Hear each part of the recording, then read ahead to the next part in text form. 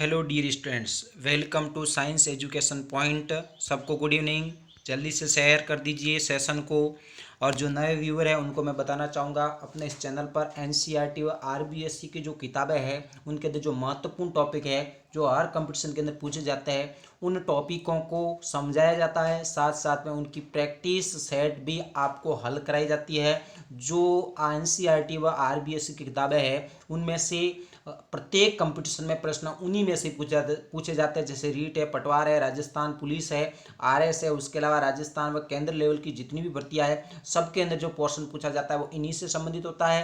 तो अपने इस चैनल को देखने के बाद, वीडियो देखने के बाद यदि चैनल आपको पसंद आता है तो चैनल को करना सब्सक्राइब, वीडियो को शेयर और लाइक करें। सबसे पहले अपनी क्लास सबसे पहले स्टार्ट करें उससे पहले एक मोटिवेशन कोट को देखते हैं। आज का मोटिवेशन कोट कुछ इस प्रकार से है। भागवत गीता में लिखा गया है कि जिस समय कोई समस्या पैदा होती है उसी समय उसके साथ ही उसका समाधान जन्म लेता है। यानी कि समस्या और समाधान की जो उत्पत्ति होती है वो एक ही समय में होती है, लेकिन आप उस समस्या का समाधान कर पाते हो नहीं कर पाते हो ये आपके ऊपर निर्भर करता है। आप उस समस्या के अंदर कितना चिंतन करते हो, कितना मनन करते हो, कितनी आपकी पॉजिटिव सोच है उसके ऊपर निर्भर करता है। तो हमेशा ध्यान रखिए, समस्याओं से मत घबराइए, निरंतर रूप से प्रयास करते रहिए, एक दिन सफलता आपके कदम चूमेगी। सबसे पहला प्रश्न देखते हैं। सबसे पहला यहाँ पर प्रश्न है, कोशिका के समूह को क्या कहते हैं? यानी कि ग्रुप ऑफ सेल, जो कोशिका होती है उस कोशिका के समूह को क्या कहते हैं?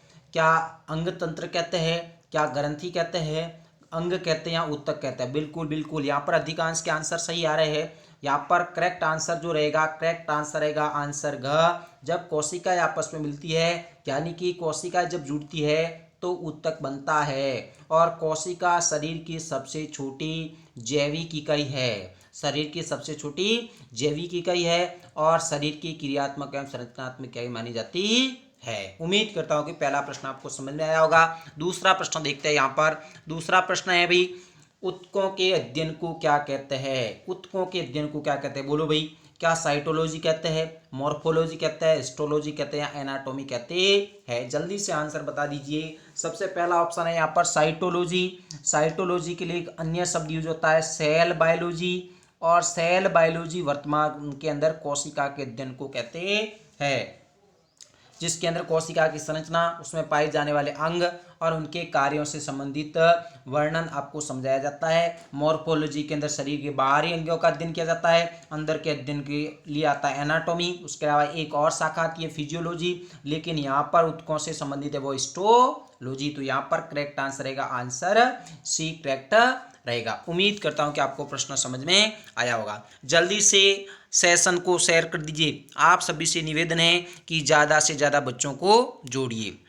और जो अपनी स्कूल के अंदर जो क्लास 10th और 12th के अंदर आए हैं उन सभी बच्चों से निवेदन है कि अपने दोस्तों को जोड़िए, और जैसे ही ज़्यादा बच्चे जुड़ेंगे तो अपन 10वीं और 12वीं की क्लास स्टार्ट कर देंगे। स्तनधारी वर्ग में रक्त का सबसे अधिक तापमान किसका होता है? जो एग्रीकल्चर के बच्चे जुड़े हुए हैं उनसे मैं बताना चाहूँगा कि जो जेट एग्जाम होती है, जेट 2012 में एक प्रश्न पूछा गया था कि स्तनधारी वर्ग में रक्त का सबसे अधिक तापमान किसका होता है। एसएससी 2015 में भी पूछा गया प्रश्न है, क्या मनुष्य का होता है, बकरी का होता है, भैंस का होता है या बैल का होता है? बिल्कुल, थोड़ा सा प्रश्न आपको क्रिटिकल लग रहा होगा लेकिन बहुत इंपॉर्टेंट प्रश्न है। ऐसे प्रश्न किताबों के अंदर नहीं मिलते हैं। सामान्यतः यहाँ पर आपको ध्यान रखना है, मनुष्य का टेम्परेचर कितना होता है?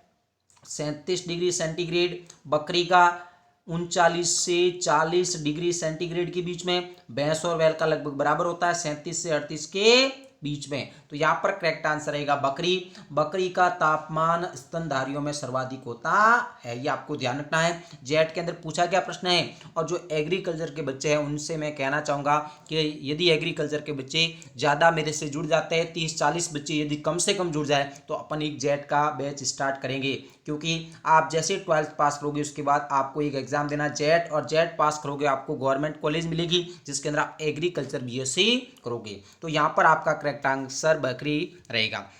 चौथा प्रश्न देखते हैं, जीन के बारे में सत्य कथन बताइए। जीन के बारे में सत्य कथन क्या है? जीन डीएनए की क्रियात्मक इकाई है, जीन आनुवंशिकी की इकाई है, जीन गुणसूत्रों पर स्थित होता है, क्या उपरोक्त सभी। बिल्कुल बिल्कुल यहाँ पर करेक्ट आंसर आ रहा है, अधिकांश का आंसर सही भी आ रहा है, कुछ गलत भी आंसर बता रहे हैं। बिल्कुल यहाँ पर आंसर उपरोक्त सभी रहेगा, यानी कि जो आपका जीन होता है वो डीएनए की क्रियात्मक है, बिल्कुल सही है। डीएनए का जो काम करने का काम करता है वो वास्तव में जीन ही करता है। जीन आनुवंशिक इकाई है, मतलब एक पीढ़ी से दूसरी पीढ़ी में लक्षणों को ले जाने का काम कौन करता है, जीन करता है। जैसे पिता के अंदर कोई लक्षण है वो पुत्र के अंदर जाएगा तो उसके बीच में ले जाने का काम, वाहक का काम कौन करेगा। जैसे खेत से जो आप बारह लाते हो वो घर पे आता है, किसके द्वारा आता है, वो बाइक के द्वारा आ सकता है, वो ट्रैक्टर के द्वारा आ सकता है, आप खुद लेके आ सकते हो। तो यहाँ पर सही आंसर रहेगा, आंसर जीन यानी कि उपरोक्त सभी रहेगा। जीन जो होते हैं वो एक पीढ़ी से दूसरी पीढ़ी में लक्षणों को ले जाने का काम करते हैं, जो आनुवंशिकता के वाहक माने जाते हैं। और जीन शब्द किसने दिया था, जॉनसन ने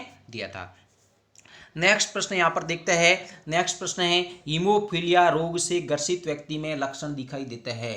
हीमोफीलिया रोग से जो ग्रसित व्यक्ति होते हैं उसके अंदर कैसे लक्षण दिखाई देते हैं, क्या उसमें रक्त का थक्का नहीं बनता है, क्या आरबीसी की कमी हो जाती है, आयरन की कमी हो जाती है, उपरोक्त सभी। अरे ये दो जो लक्षण दिख रहे हैं बीच वाले, ये तो आपके एनीमिया के लक्षण है भाई। यदि आपने पढ़ा है एनीमिया, कौन सा मिया, एनीमिया, और एनीमिया में आरबीसी की कमी हो जाती है और आयरन के अंदर आरबीसी में आयरन की कमी हो जाती है। तो यहाँ पर करेक्ट आंसर रहेगा ए आंसर, रक्त का थक्का। हर जगह उपरोक्त सभी सही नहीं होता है भाई, कुछ बच्चे गलत जा रहे हैं, रक्त का थक्का नहीं बनना। इससे संबंधित एक और मैं रोग आपको बता देता हूं, एक होता है हाइड्रोफोबिया। कौन सा फोबिया, हाइड्रोफोबिया। जो कंपटीशन के बच्चे उनसे मैं कहना चाहूंगा कि हाइड्रो का मतलब हमेशा ध्यान रखना जल, और फोबिया का मतलब डर। ऐसा रोग जिसके अंदर जल से डर लगता है, यानी कि जिसको जलातंक कहते हैं, जो कुत्ते और बिल्ली के काटने से होता है, जिसको रेबीज कहते हैं, जो वायरस से होने वाला रोग है। लेकिन हीमोफीलिया एक जीन के ट्रांसफर होने से होता है, यानी एक आनुवंशिक डिजीज है। नेक्स्ट प्रश्न को अपन देखते हैं। जल्दी से सेशन को शेयर कर दीजिए। यार क्या यार ऐसे बैठे हो, जल्दी से सेशन को शेयर करो, ज़्यादा से ज़्यादा बच्चों को लाइव लाओ। जैसे अपनी जो बोर्ड एग्जाम में कैंसिल है उसके बाद बच्चे लाइव आने की संख्या कम हो गई है, लेकिन जो इस बार 10th में और 12th में आए हैं वो तो लाइव आ सकते हैं। उन बच्चों को आप जोड़ो, ज़्यादा से ज़्यादा बच्चों को जोड़ो, ताकि वो आगे वाले क्लास की तैयारी कर सके। और आधे घंटा या 20 या 25 मिनट की क्लास होती है पर डे, 20-25 मिनट यदि आप पढ़ लो तो भी खूब है। पढ़ो तो वैसे ज़्यादा, लेकिन कंटिन्यूटी रूप से कम पढ़ते रहो, ताकि आपकी पढ़ाई से आप जुड़े रहे। डीएनए का प्रमुख कार्य क्या है, प्रोटीन का संश्लेषण, कोशिकीय श्वसन, अनुवंशिक क्रियाओं का संचालन, या कोशिकीय श्वसन परिवहन। बिल्कुल यहाँ पर सही आंसर रहेगा आनुवंशिक क्रियाओं का संचालन। आपके शरीर में जो आनुवंशिक क्रिया होती है जिसका संचालन जो होता है वो कौन करता है, डीएनए। और डीएनए के साथ में एक और नाम आता है आरएनए। आरएनए और डीएनए दोनों के दोनों क्या है भाई, न्यूक्लिक एसिड है। और दोनों के दोनों जो होता है वो दोनों के दोनों सामान्यतः कोशिका के केंद्र के अंदर पाए जाते हैं। और आरएनए और डीएनए में एक अंतर है कि डीएनए के अंदर डीऑक्सीराइबोज न्यूक्लिक एसिड होता है, लेकिन आरएनए के अंदर राइबोज न्यूक्लिक एसिड होता है। और दोनों के अंदर मैंने एक शर्करा आपको बताई थी, पेंटोज शर्करा। और पेंटोज के अंदर इसकी जो सेकंड पोजीशन होती है, इसके अंदर डीऑक्सी। राइबोज के अंदर, पेंटोज शर्करा के अंदर सेकंड पोजीशन के अंदर OH होता है, लेकिन डीऑक्सी के अंदर एक ऑक्सी बाहर निकल जाता है। डीऑक्सी के अंदर एक ऑक्सीजन बाहर निकल जाता है, यानी कि सेकंड पोजीशन के ऊपर एक ऑक्सीजन की कमी होती है डीएनए के अंदर। ये मैंने क्लास 11th के अंदर आपको समझाया हुआ है। आपको यदि इसका पूरा वीडियो देखना है तो अपन आगे देखेंगे, या आपको जैसे वीडियो मिलेगा तो आपको नोटिफिकेशन मिल जाएगा। अब नेक्स्ट प्रश्न को अपन देखते हैं। 7वां यहाँ पर प्रश्न है, कोशिका का जीवन का भौतिक आधार क्या है। क्या जीन को कहते हैं, जीव द्रव्य को कहते हैं, कोशिका को कहते हैं, गुणसूत्र को, जल्दी से बता दीजिए भाई। बिल्कुल बिल्कुल करेक्ट जा रहे हैं। यूपीएससी 1994 के अंदर पूछा गया प्रश्न है, यानी कि जीव द्रव्य को जीवन का भौतिक आधार कहते हैं। ऐसा कहने वाले वैज्ञानिक कौन सा है, बोलो भाई। सले, कौन से सले, एक्सले ने सबसे पहले कहा था जीव द्रव्य जीवन का भौतिक आधार है। बहुत इंपॉर्टेंट लाइन है, एनसीईआरटी की लाइन है, बहुत इंपॉर्टेंट लाइन है, तो ध्यान रखना। जीव द्रव्य जीवन का भौतिक आधार है। जीव द्रव्य, कोशिका द्रव्य, केंद्रक द्रव्य, सभी के बारे में अपन पढ़ेंगे। तो यहाँ पर करेक्ट आंसर ख रहेगा। नेक्स्ट प्रश्न को अपन देखते हैं। नेक्स्ट प्रश्न है, भोजन का अवशोषण शरीर के किस अंग में होता है। यानी कि भोजन का अवशोषण किस में होता है, बोलो भाई। आमाशय में होता है, यकृत में, बड़ी छोटी। तो मैंने कहा था जितनी छोटी उतनी खोटी। मारवाड़ी में भी कहते हैं जितनी छोटी उतनी खोटी, यानी कि छोटी होती है वो छोटी किसी का शोषण करती है। क्या करती है? शोषण। तो छोटी कौन है यहाँ पर? छोटी आंत है भाई। छोटी का मतलब छोटी आंत से है, कोई छोटी है तो गुस्सा मत होना भाई, छोटी हाइट से नहीं लिया गया है, यहाँ पर मैं छोटी आंत की बात कर रहा हूँ। छोटी आंत के अंदर क्षुद्रांत्र होता है, उसके अंदर सूक्ष्मांकुर पाया जाता है, और सूक्ष्मांकुर जो होता है वो भोजन का अवशोषण करते हैं। ब्रूस बर्डर पूरी क्रियाविधि अपन ने पढ़ी थी। तो छोटी के अंदर भोजन का अवशोषण होता है, और अवशोषित भोजन इस छोटी के द्वारा हृदय में जाएगा, और हृदय के द्वारा रक्त के माध्यम से पूरे शरीर में परिसंचरित होता है। उम्मीद करता हूं कि आपको 8वां प्रश्न अच्छे से समझ में आया होगा। अरे यार, पहली बार चैनल पर आया तो चैनल को सब्सक्राइब कर दीजिए, लाइक करें और अच्छा सा कमेंट कर दीजिए यदि आपको सेशन पसंद आ रहा हो तो। और सभी से रिक्वेस्ट है कि 70% वीडियो देखते हैं, 100% में से 70% सब्सक्राइब है, लेकिन 30% ने अभी तक सब्सक्राइब नहीं किया है। कम से कम सब्सक्राइब कर दीजिए, साथ साथ में ज़्यादा से ज़्यादा अपने दोस्तों को जोड़िए। 9वां प्रश्न यहाँ पर अपन देखते हैं। 9वां प्रश्न है, हमारे शरीर में कुल कितनी मांसपेशियां होती है? अपन ने देखा था अस्थियां कितनी थी? 206। मांसपेशियां कितनी होती है? बिल्कुल अधिकांश का आंसर सही आ रहा है। कुछ कुचर पुचर कर रहा है, करेक्ट आंसर क्या रहेगा? 639 मांसपेशियां होती है, जो दो प्रकार की होती है। एक होती है ऐच्छिक, एक होती है अनैच्छिक। ऐच्छिक पेशियां ऐसी पेशियां जो आपके दिमाग के अनुसार चले, मस्तिष्क के अनुसार चले, मतलब जैसे आप कहो वैसे करे, जैसे हाथ आपको घुमाना वैसे घूम जाता है, तो ऐच्छिक। लेकिन हृदय की जो पेशियां होती है वो अनैच्छिक होती है, जो आपकी इच्छा के कंट्रोल में नहीं होती है। तो यहाँ पर आपका करेक्ट आंसर रहेगा, करेक्ट आंसर ख 639। नेक्स्ट प्रश्न अपन देखते हैं। 10वां प्रश्न यहाँ पर, निम्नलिखित में से कौन सा मादा हार्मोन है? कौन सा भाई मादा हार्मोन है? आरआरबी एनटीपीसी 2012 के अंदर पूछा गया प्रश्न है। एस्ट्रोजन, एंड्रोजन, टेस्टोस्टेरोन, उपरोक्त सभी।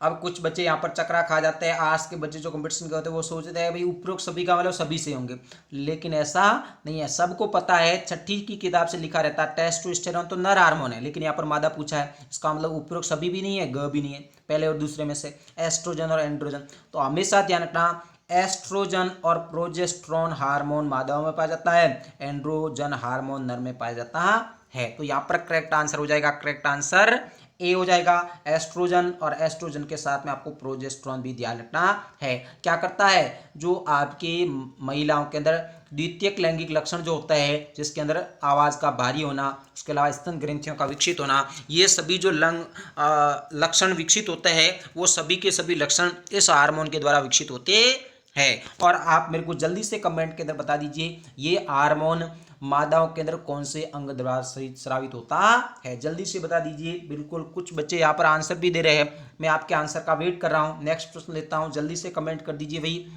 एस्ट्रोजन और प्रोजेस्टेरोन हार्मोन शरीर के किस अंग द्वारा स्रावित होता है? मूत्र का रंग पीला किसके द्वारा होता है? मूत्र का पीला रंग का क्या कारण है भाई? क्या कोलेस्ट्रॉल है, बिलिरुबिन है, यूरोक्रोम है, या पित्त है? बिल्कुल अधिकांश का आंसर सही है। यहाँ पर यूरोक्रोम जो होता है, इस यूरोक्रोम के कारण मूत्र का रंग पीला होता है। इस बिलिरुबिन के कारण तो भाई जो आपके मल होता है उसका रंग कैसा होता है? भूरा होता है। तो यहाँ पर आपका करेक्ट आंसर ग हो जाएगा।